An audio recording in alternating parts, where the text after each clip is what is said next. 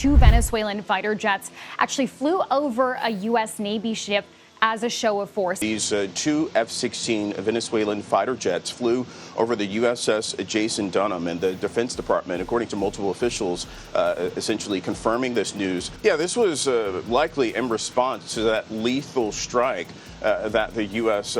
took on drug cartels, alleged drug cartel members, killing several individuals. 18 speedboats against a $13.3 billion carrier. That's not a fair fight. And that's exactly why it matters. Venezuela thought sheer numbers and speed could crack open the most advanced naval formation afloat. What really happened when patrol boats carrying RPGs charged headlong at a steel fortress defended by missiles, aircraft, and layered radar? This is the anatomy of a clash that proved discipline beats bravado. Stay with me as we walk minute by minute through a high-tension night where one wrong call could have set the Caribbean on fire. Before we move on, I'd like to ask you a small favor. If you appreciate this content, please take a second to like this video and subscribe to the channel. Over 98% of you watch the videos without subscribing. Costs you nothing, but it makes a huge difference to us. So, did you click the subscribe button? Great, thank you so much. Now back to the video. How do 18 boats with RPGs dare to charge a $13 billion steel fortress? The answer begins days earlier. The Department of Defense calling this a provocative move that was designed to interfere with our counter-narco-terror operations, that statement reads. So we, of course, have heard from the President and the Secretary of State. Busy day here at the Pentagon, another busy day here at the Pentagon, Chanel.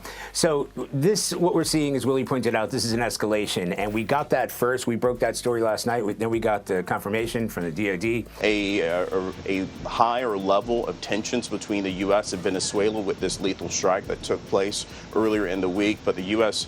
seemingly indicating that they will go after more alleged drug cartel members. When Venezuelan Su-30 fighters swept low over the sea and buzzed a U.S. destroyer sitting just outside their claimed waters. It was a probe, a noisy gesture from a country with aging assets trying to claw back credibility against the most modern navy on the planet.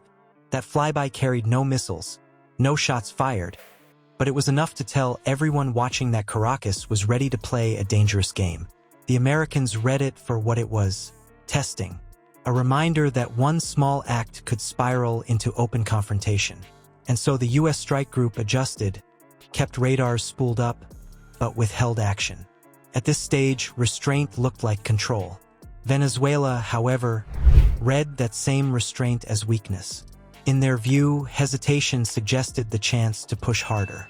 That misreading set the stage for the night of the swarm. Picture the balance of forces. On one side, rough patrol boats fitted with machine guns, a handful of grenade launchers, and operators driven more by resolve than by technology. On the other side, a fully integrated carrier strike group worth around $30 billion when you count not just the carrier but its destroyer escorts, guided subs beneath the waves, and strike fighters circling above.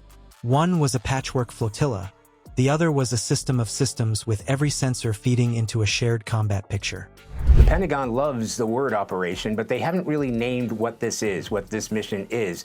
We don't know the details about that strike, that lethal strike on that boat carrying drugs and drug smugglers. More questions will be raised about exactly what this is. And Charlie, speaking of the president, President Trump, we know now seeking to rename the Department of Defense as the Department of War. Why? Conflict. Is it an anti-drug or anti-narco-terrorist operation? Is it a sort of undeclared declaration of war against Venezuela? Or is there an idea of regime change? In the week, but the U.S. seemingly indicating that they will go after more alleged drug cartel members. At exactly 2:17 hours, green blips appeared almost simultaneously across multiple radar screens. 18 fast contacts popping up in a rough wedge pattern, racing toward the outer picket line of the group. The combat information centers went quiet. No yelling, no panic, just watchstanders marking speed and bearing, feeding data into the tactical net. Outside, the sea was ink black, but inside the operators could see everything. Vector arrows, closing speed, intercept times. Numbers on a glowing screen became more deadly than the shouting of men on the water. For the Venezuelan crews packed into those boats, the gamble hinged on one thing: Tempo. Hit fast, hit together, and maybe overwhelm the more powerful ships before they could sort targets. It was an old idea, use mass and guts to clog up advanced electronics. What the planners failed to reckon with was how modern doctrine treats a swarm not as chaos but as a solvable equation. Layered defenses do not panic. They prioritize, track, and thin the herd step by step.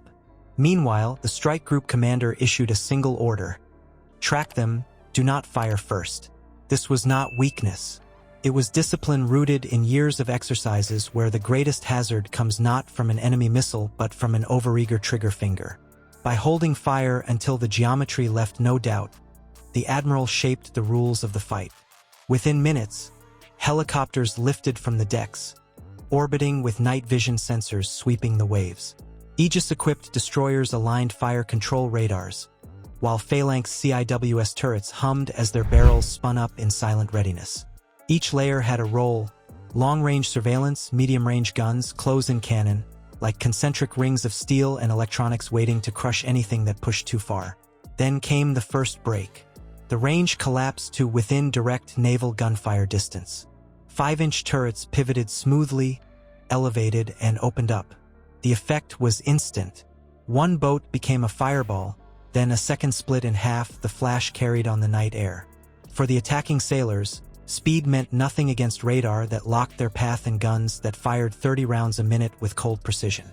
In just 40 minutes, the dynamic shifted from charge to rout.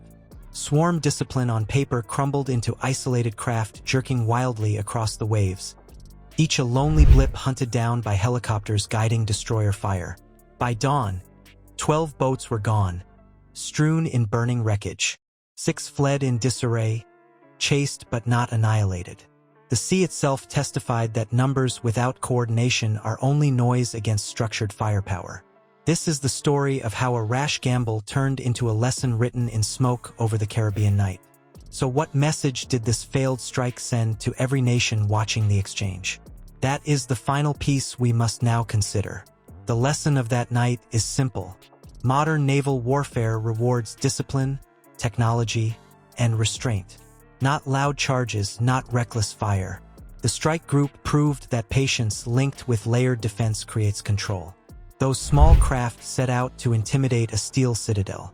Instead, they exposed the futility of old tactics against networks of sensors, guided guns, and comm operators. Numbers without purpose are noise, not strategy. This is the story of discipline beating bravado. Subscribe and join a community that seeks to understand the realities of modern conflict, because the next David versus Goliath fight may not end the same way.